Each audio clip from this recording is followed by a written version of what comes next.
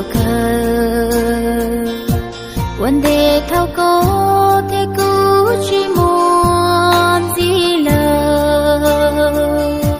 có bùa bao bìa mô cụ lu xia chạp lờ dài lo tia lũ có rau khờ thì nó mu cu ma u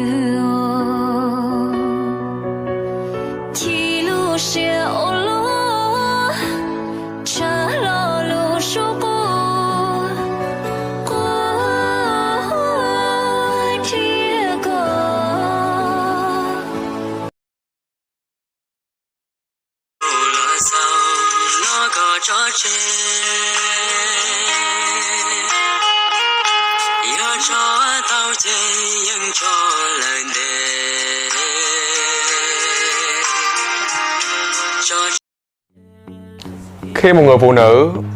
quyết định buông bỏ một người đàn ông, nhất định đó không phải là quyết định nhất thời. Cũng giống như xây thành La Mã vậy đó, đâu phải xây một ngày là xong đâu. Khi cô ấy quyết định buông bỏ bạn, nhất định cô ấy đã trải qua biết bao nhiêu cung bậc cảm xúc: buồn bã, giận dữ, quyết định, suy nghĩ lại, rồi lại quyết định, rồi tắt liệm đi, cho tới khi cô ta quyết định một cách tàn nhẫn như vậy thì cô ta quyết định buông bỏ bạn. Bạn hiểu không?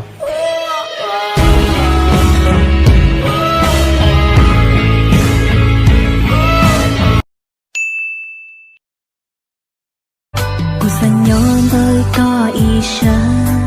so chỉ hở xa có một con chỉ sợ chia con rồi cũng mu ý bia có thìa vô tu cứ sợ nhỏ riêng. Sau này không có em ở bên cạnh anh nữa, anh phải sống thật hạnh phúc. Anh nhớ chưa? Thời gian xóa đi những ngày thơ, những điều đời của Chúa tao lo lù lù, đời của Chúa tao lo lù cho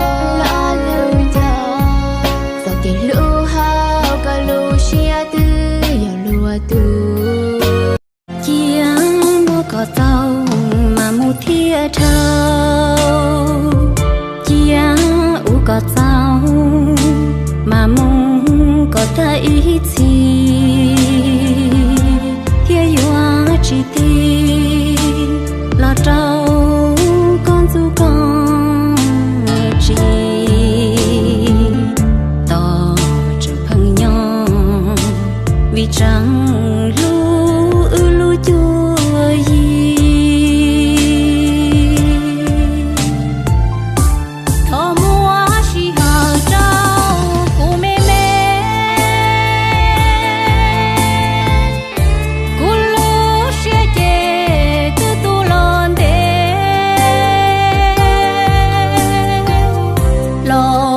chẳng quan to trái có bùa trò lo lu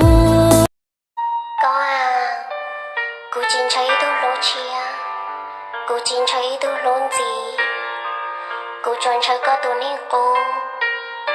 ở lỗ cô chia lòng chia chia sẻ phê chia ở đâu cô chọn chơi có tôi nên ở ý chữ ở rong thế ý chữ lỗ cô xưa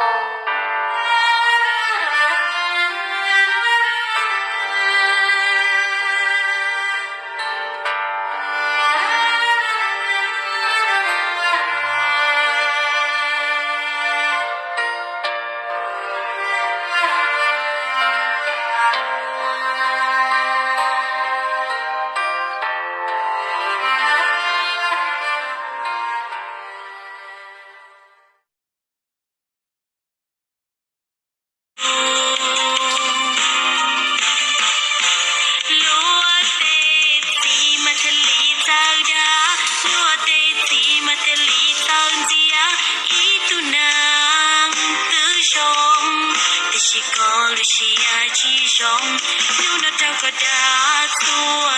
che cũ chỉ song đã chỉ khó chừng tranh là chỉ bao tiếc tu xiang bao cha ni chỉ yo cũ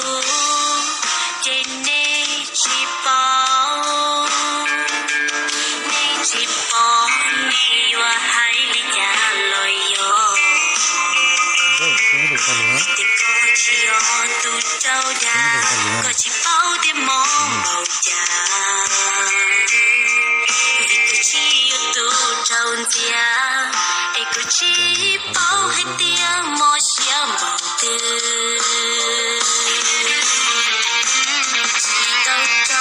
khỏe này giờ chỉ năng bỏ con nhà chè thầu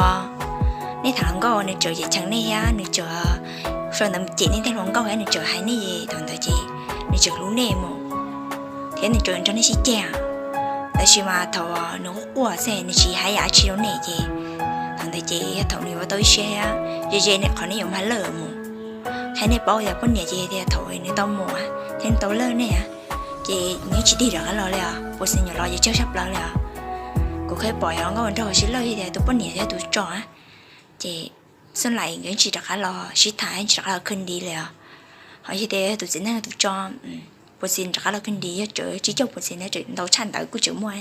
rồi chỉ bắt nhẹ trò gì họ bố xin đặt lo xí thái gì chơi kia sẽ chở bọn tao của bố xin là của xã chơi của xã của món kia sắp hết tôi chín là hay nè hay nên giờ chỉ nên cho chia nữa cuốn giòn gió cu sa po có hát cu san cho có tha có sinh gà xia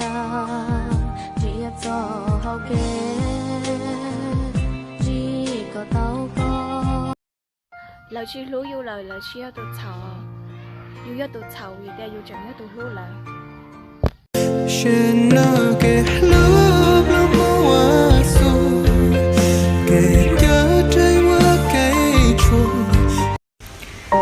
đến bây giờ mới biết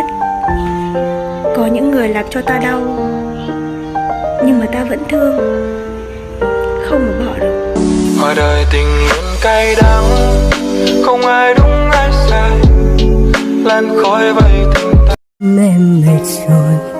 buông tay làm bạn đơn côi chạy vào cơn mưa sau nỗi buồn.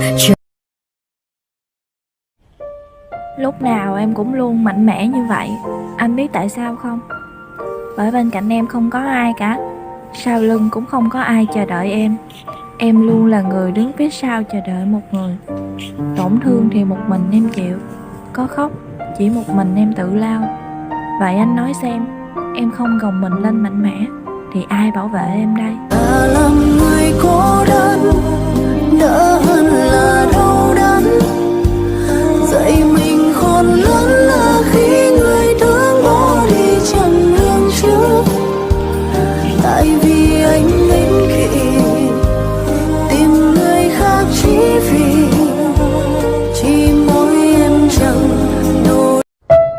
Nửa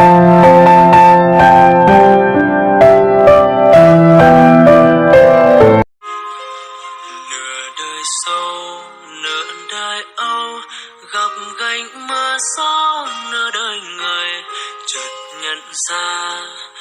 tuyết rơi bên khung cửa sổ. Lệ ta rơi, lòng ta đau, thừa cô đơn quá dữ sầu, tìm men say chỉ mong sẽ yên lòng hơn.